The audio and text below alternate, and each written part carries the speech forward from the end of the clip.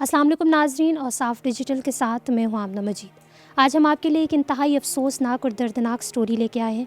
एक शख्स जिसका नाम यूसुफ मंजूर है, वो कमसिन बच्चियों के साथ शादी करता है और फिर उनको तशद्दुद का निशाना बनाता है, उनके साथ जिनसी ज़्यादती करता है, उनके कपड़े फाड़ता है और उन पर कुत्ते छोड़ देता है। ये इंतहाई अफसोसनाक रवैया है। ये शख्स कौन है और इन कमसिन बच्चियों के साथ इस कदर दर्दनाक सलूक क्यों करता है? उसके पीछे ऐसे कौन से बासर अफराद हैं जिनकी शय पर वो पै दर पै इन लड़कियों के साथ शादी करता है और इनके साथ इंतहाई अफसोसनाक रवैया रखता है।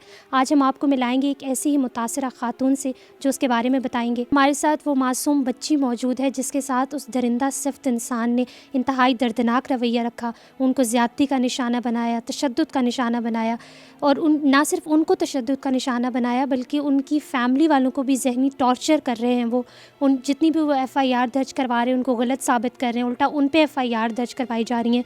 अच्छा बताइएगा कि आपके साथ क्या वाक़या पेश आया और आप किस तरह उस जो जितना भी वो वाक़या था वो ज़रा डिटेल से बताइएगा।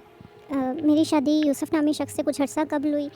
शादी के स्टार्ट से इन्होंने मुझे शदीद किस्म का फ़िज़िकल और मेंटली टॉर्चर करना शुरू किया। मेरे सारे एटीएम कार्ड्स और सब मेरे डॉक्यूमेंट्स अपने पास रख लिए और मुझे बार बार मारपीट करना, अपना घर में पालतू कुत्ता है वो मेरे पे छोड़ना, अपने पिस्टल से मुझ पे मेरे घर वालों पे कई दफ़ा फ़ायर करना और इस किस्म की वीडियोज़ मुख्तलिफ़ किस्म की वीडियोज़ बनवाना, ये सारी चीज़ें शामिल थी। उसके अलावा अब आकर जब मैंने बड़ी मुश्किल से अपने घर वालों से जान बचाई है, मतलब अपने घर वालों को बुला कर किसी भी तरीके से बहुत मुश्किल से जान बचाई, तो उल्टा इन्होंने अब मेरे घर वालों के ख़िलाफ़ कार्रवाई शुरू कर दी है। अब मैं आज इस जगह पे सिर्फ इस वजह से मौजूद हूँ कि ये हमें मुख्तलिफ़ तरीक़ों से धमका रहे हैं। मेरे घर वालों को भी उनके ख़िलाफ़ झूठी कार्रवाइयाँ करके इन्वॉल्व करें और भी बच्चियों की ज़िंदगी को जो है वो मज़ीद जो है वो शादियों की तरफ जाके और भी बच्चियों की ज़िंदगी को ख़राब कर रहे हैं।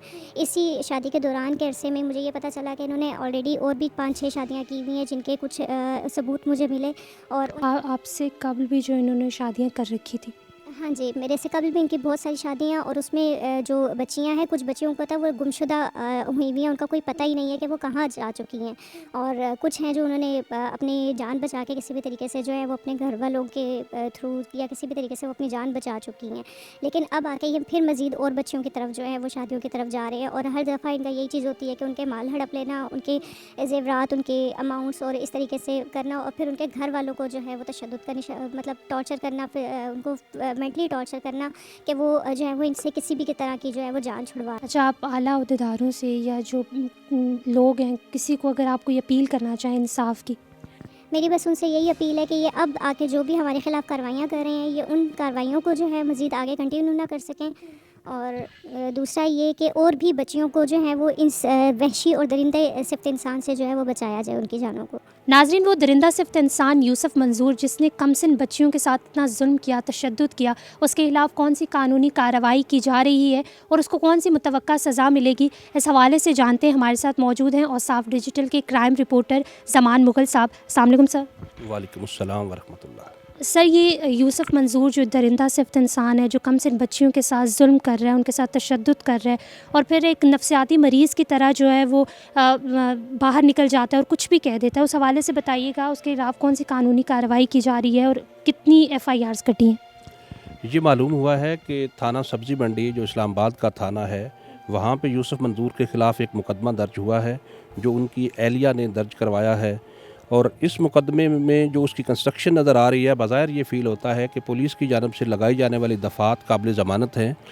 ताहम जब उसको कोर्ट में लेके गए हैं एफ़आईआर को, तो कोर्ट की डायरेक्शन पे फिर एक सेक्शन जो है ना 506 ज़िमन 2 उसके ख़िलाफ़ लगाया गया है जो नाकाबिल ज़मानत है। ताहम पुलिस ने अभी उसको रिमांड पे रखा हुआ है, अगले 2 रोज़ बाद उसको कोर्ट में पेश करेंगे। अब देखना होगा कि पुलिस उससे बरामदगी करवा सकती है या नहीं। अगर पुलिस उससे बरामदगी कराने में कामयाब हो जाती है तो फिर उसको सज़ा हो सकती है। अगर पुलिस बरामदगी नहीं कराएगी तो बज़ाहिर ये फ़ील होता है कि उसकी बहुत जल्द ज़मानत हो जाएगी और वो फिर बाहर आ जाएगा।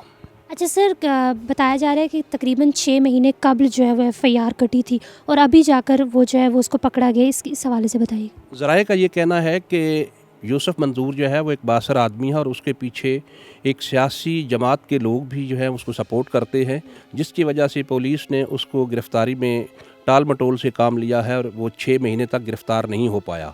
और ये भी मालूम हुआ है कि उसने अपनी ज़मानत जो है वो क़ब्ल अज़ गिरफ़्तारी वो एक अदालत इस्लामाबाद की एक अदालत में फैज़ान हैदर गिलानी साहब के पास लगाई थी। तो वहाँ पे जब प्रोसीडिंग उसकी हो रही थी तो वो डॉक्यूमेंट्स का कह के वहाँ से निकले और वहाँ से वो फ़रार होने में कामयाब हो गए। कोर्ट ने उनकी ज़मानत खारिज कर दी थी। दोबारा उन्होंने जब ज़मानत क़ब्ल अज़ गिरफ़्तारी लगाई तो साथ ही मुलज़म ने एक एप्लीकेशन सबमिट कर दी अपने काउंसिल के ज़रिए कि मुझे मज़कूरा जज के ऊपर एतमाद नहीं है, लिहाजा मेरी जो ज़मानत की दरख्वास्त है कोई और जज सुने। जिस पर डिस्ट्रिक्ट एंड सेशन जज ताहिर खान साहब ने फिर ख़ुद उसकी ज़मानत की दरख्वास्त जो है उसको सुना और मेरिट के ऊपर उसकी दरख्वास्त ज़मानत खारिज कर दी, जिसके बाद उसकी गिरफ़्तारी अमल में आई है। अच्छा सर, बताइएगा कि इससे कबल भी बच्चियां हैं जिनके साथ इसने तशद्दुद किया, उन्होंने भी एफ़आईआर दर्ज करवाई है इनके खिलाफ़? उनकी जो अभी जो एफ़आईआर उनके ख़िलाफ़ हुई है, यही खातून जो है उनकी एहलिया है, उनके बकौल ये है कि इससे पहले भी वो हैबिचुअल है और वो शादियां करता है और शादियां करने के बाद ख़वातीन पर तशद्दुद करता है और वो इस कदर उनको हरास करता है कि अगर आप लोगों ने मेरे ख़िलाफ़ कोई कार्रवाई की तो मैं आपके अहल खाना के ख़िलाफ़ मुकदमे दर्ज करा दूँगा, किसी और स्टेशन पे जाके मुकदमा दर्ज करवा दूँगा। और उन्होंने इस एक चीज़ का ज़िक्र भी किया है कि एक बंदे के ख़िलाफ़ किसी और थाने में उन्होंने मुकदमा दर्ज करा के उसको गिरफ़्तार भी करवाया।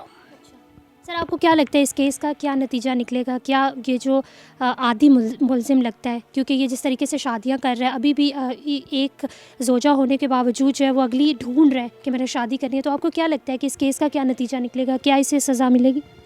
जिस तरह की ये एफ़आईआर है जिसमें जो दफ़ात लगाई गई हैं, अगर तो पुलिस उसको बेहतर अंदाज से प्रोसीड करती है और जो नाकाबिल ज़मानत जुर्म लगा हुआ है 506(2) का उसको लेके आगे चलती है और बरामदगी होती है तो उसमें उसको सज़ा दिलवाने में पुलिस कामयाब हो जाएगी।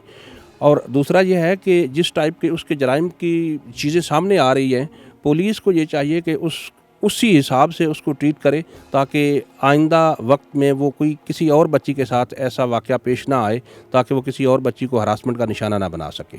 अच्छा सर, यहाँ पे एक क्वेश्चन मेरे दिमाग में आ रहा है कि जिस तरह आपने बताया कि पॉलिटिकल इन्फ्लुएंस भी है, पॉलिटिकल बैकग्राउंड भी है इसका, कि कोई ना कोई तो इस बंदे के पीछे है जिसकी वजह से वो इतना जो है वो जराइम कर रहा है, तो आपको लगता है कि पुलिस या कोई सियासी इन्फ्लुएंस की वजह से वो बच सकता है, या पुलिस अगर इस केस के बीच में आ जाएगी तो वो तो बिल्कुल सेफ हो जाएगा?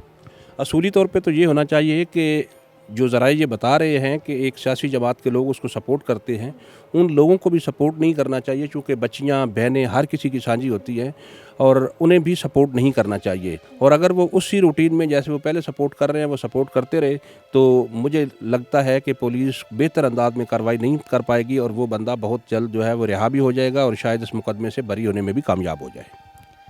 नाज़रीन, बेटियां तमाम सांझी होती हैं और हम उम्मीद करते हैं कि इस दरिंदा सिफ्त इंसान को जो है वो सज़ा मिलेगी, उन बच्चियों को इंसाफ मिलेगा। उम्मीद करते हैं कि इस पाकिस्तान का जो कानून है वो जागेगा और इन बच्चियों को इंसाफ दिलाएगा। और साफ डिजिटल से फ़िल वक्त इतना ही। आमना मजीद को इजाज़त दीजिए। अल्लाह हाफ़िज़।